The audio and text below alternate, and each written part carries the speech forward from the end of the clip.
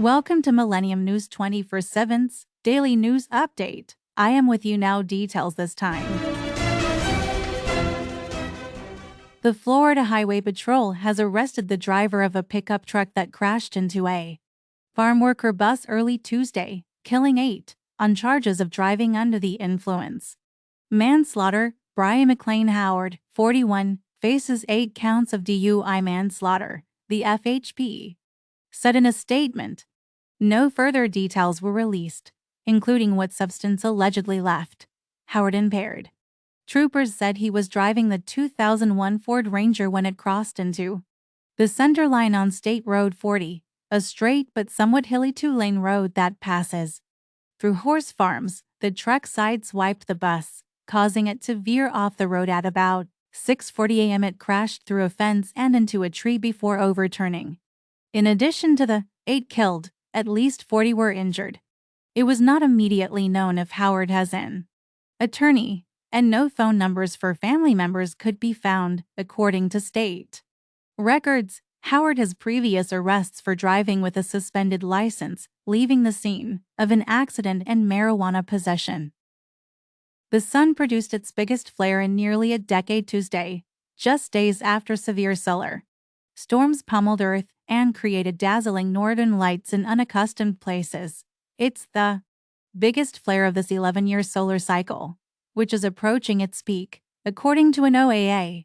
The good news is that Earth should be out of the line of fire this time because the flare erupted on a part of the sun moving away from Earth. NASA's Solar Dynamics Observatory captured the bright flash of the X-ray flare. It was the strongest since 2005, rated on the scale for these flares as X8.7. Brian Brasher at NOAA's Space Weather Prediction Center in Boulder, Colorado, said it may turn out to have been even stronger when scientists gathered data from other sources. It follows nearly a week of flares and mass ejections of coronal plasma that threatened to disrupt power and communications on Earth and in orbit. NASA said the weekend geomagnetic storm caused one of its environmental satellites to rotate unexpectedly because of reduced altitude from the space weather and go into a protective hibernation, known as safe mode. And at the International Space Station, the 7 astronauts were advised to stay in areas with strong radiation shielding. The crew was never in any danger, according to NASA.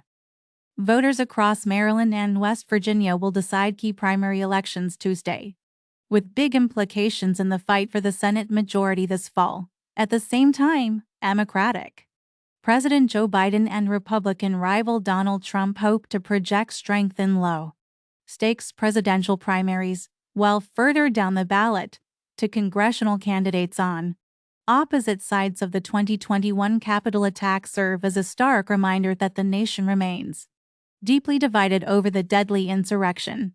In all, 3 states are hosting statewide primary elections on Tuesday: Maryland, Nebraska, and West Virginia, as Republicans and Democrats pick their nominees for a slate of fall elections. None are more consequential than Senate primaries in Maryland and West Virginia, where Republicans are eyeing pickup opportunities that could flip control of Congress' upper chamber for at least 2 years. In Maryland, Republican former Gov. Larry Hogan expects to dominate the state's GOP Senate primary despite his years-long criticism of Trump, whom Hogan describes as a threat to democracy. The former 2-term governor would be the blue state's first Republican senator in more than 4 decades.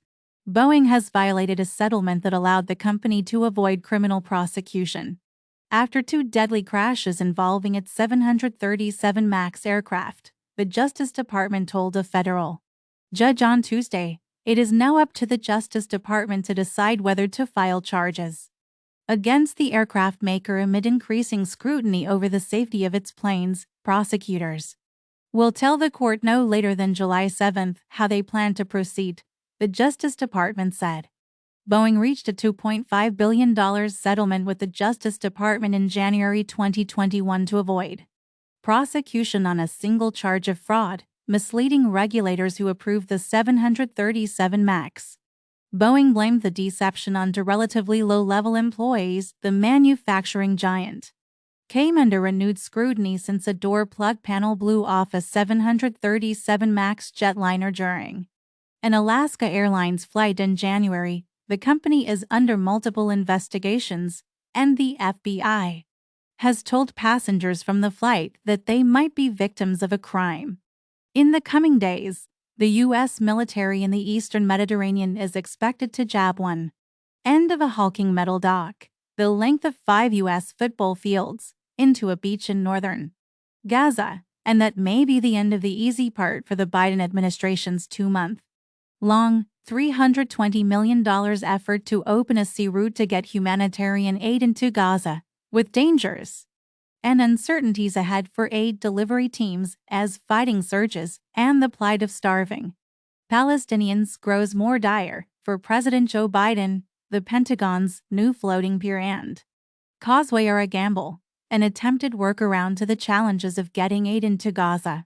From intensifying war and the restrictions its ally Israel has placed at land crossings since Hamas' deadly attacks on Israel launched the conflict in October. Pat Ryder, the Pentagon press secretary, said Tuesday that humanitarian groups were ready for the first shipments through the U.S. maritime route. A short break from the daily English news of Millennium News 24.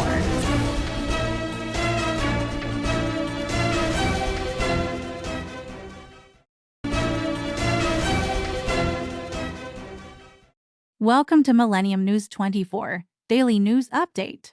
U.S. Secretary of State Antony Blinken sought Tuesday to rally the spirits of glum Ukrainians facing a fierce new Russian offensive, assuring them during a visit to Kyiv that they are not alone and that billions of dollars in American military aid on its way after months of political delays will make a real difference on the battlefield. After a day of meetings with senior officials, civil society figures, and university students when he exhorted them against being discouraged, Blinken took to the stage at a bar in Ukraine's capital to play rhythm guitar and sing with a local band on Neil Young's 1989 hit Rockin' in the Free World. The performance, and a series of sunny comments from Blinken about Ukraine's battlefield prospects, was a startling juxtaposition to what analysts have called one of the most dangerous moments for Ukraine since Russia's full-scale invasion in February 2022.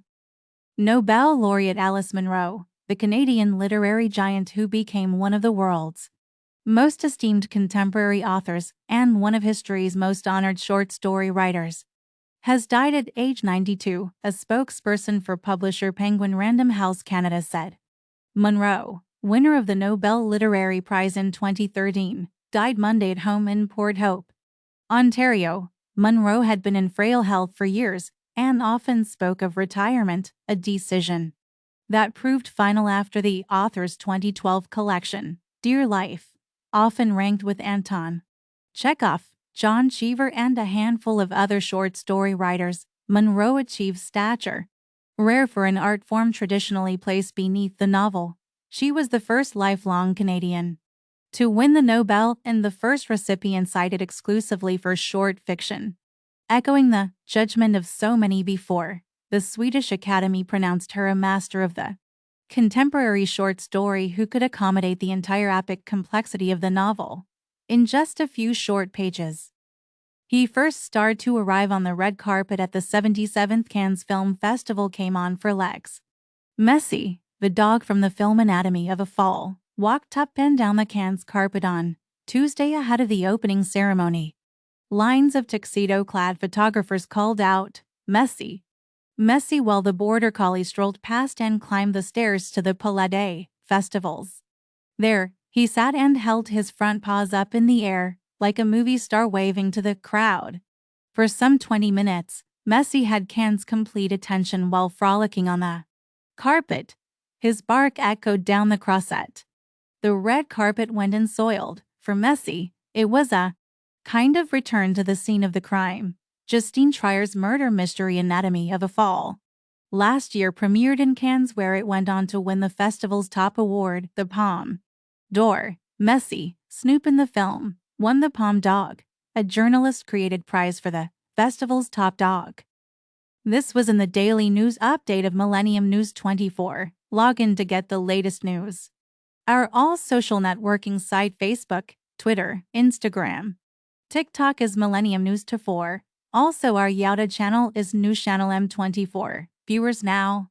On both network broadcasting Android and iOS devices, Apple TV, Roku TV, Amazon Fire TV, also all smart TV platforms. Please enjoy our entertainment and latest news and views. Our Millennium TV apps: Millennium TV USA Android, Millennium News Google, www.millenniumtv24.com. Stay with Millennium News 24. Thank you.